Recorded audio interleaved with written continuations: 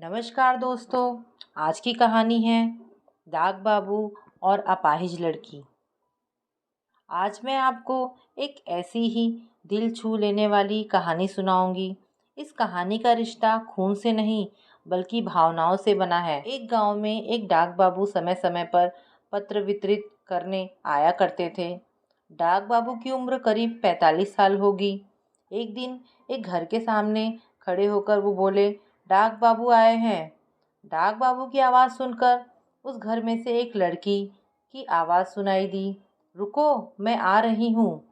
2-4 minute हो गए लेकिन किसी ने दरवाज़ा नहीं खोला। डाक बाबू के हाथ में वह आखिरी पत्र नहीं था।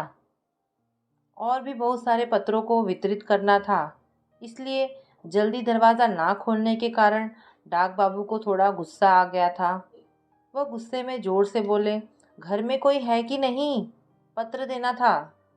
डाक बाबू की ऊंची आवाज़ सुनकर लड़की घर में से बोली, चाचा दरवाजे के नीचे से सरका दीजिए, मैं ले लूँगी। लड़की की बातें सुनकर डाक बाबू बोले, ऐसा नहीं चलेगा, रजिस्टर्ड पत्र है, दस्तखत करना होगा। कुछ समय शांतता के बाद डाक बाबू को और ज़्यादा गुस्सा आ गया। वे ऊंचे आवाज़ में बोलने ही वाले थे कि दरवाज़ा खुला और दरवाजे पर खड़ी लड़की को देखकर डाक बाबू के रोंगटे खड़े हो गए।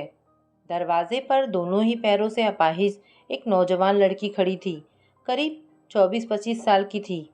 उस लड़की को देखते ही डाक बाबू का गुस्सा शांत हो गया।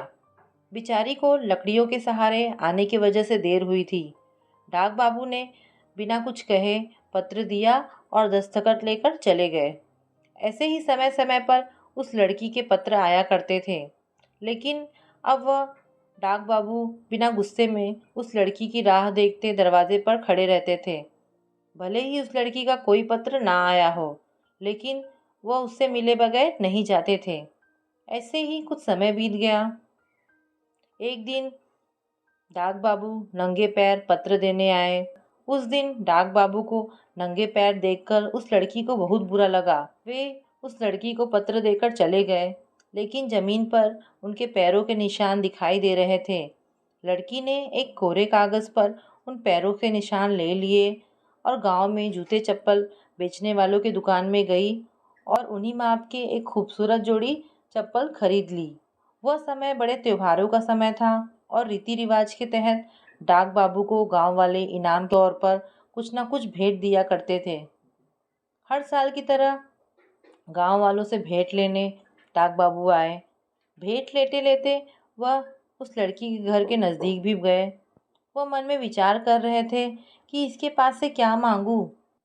बेचारी पर पहले से ही अपाहिज के दुखों का पहाड़ है, लेकिन आया ही हूँ तो क्यों ना मिलकर जाऊं। डाक बाबू उस लड़की को आवाज़ दिए और दरवाज़ा खोलने की राह देखते खड़े रहे। लड़की ने दरवाज़ा खोला तो डाक बाबू ने उसके हाथ में एक खूबसूरत बॉक्स देखा। लड़की बोली, यह मेरी तरफ से एक छोटा सा भेंट है, लेकिन इसे घर जाकर ही खोलना।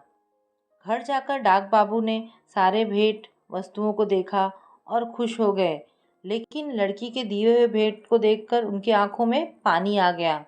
अगले दिन वे सुबह जल्दी उठकर उन्हीं चप्पलों के जोड़ों को पहनकर डाकघर पहुँचे और सीधे मास्टर से मिलकर बोला, साहब मुझे फंड में ऋण चाहिए।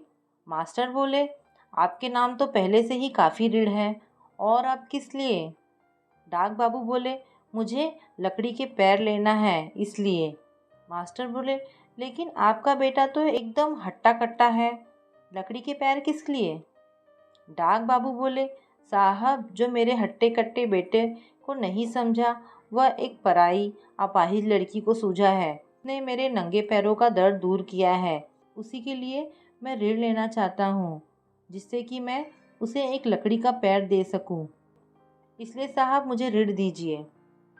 डाक बाबू के मुंह से ये सब सुनने के बाद मास्टर समेत सभी एकदम शांत रह गए। कुछ समय तक किसी के मुंह से एक लफ्ज़ भी बाहर नहीं निकला। तो दोस्तों, इस कहानी के द्वारा मैं कहना चाहूँगी कि रिश्ता या संबंध केवल खून के होने से नहीं चलता। रिश्तों की भावना खून में होनी चाहिए, और यह भावना जिसके अंदर हो उसे अपना रिश्तेदार बनाने में कोई बात नहीं। दोस्तों, ये प्रेरणादायक कहानी आपको कैसी लगी मुझे कमेंट करके अवश्य बताएं। धन्यवाद दोस्तों।